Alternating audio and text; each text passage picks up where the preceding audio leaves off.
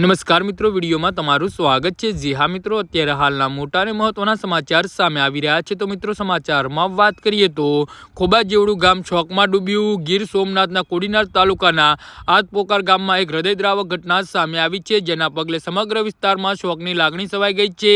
ગામના શિવ મંદિર નજીક આવેલા કુંડમાં માતા અને તેની બે નાની દીકરીઓ પડી જતા ત્રણેયના દુઃખદ અવસાન થયા હોવાનું જાણવા મળ્યું છે। એક જ પરિવારના 3 સભ્યોના અકાળે મોતના કારણે ગામમાં શોકનું મોજું ફરી વળ્યું છે અને લોકો સપ્ત બની ગયા છે।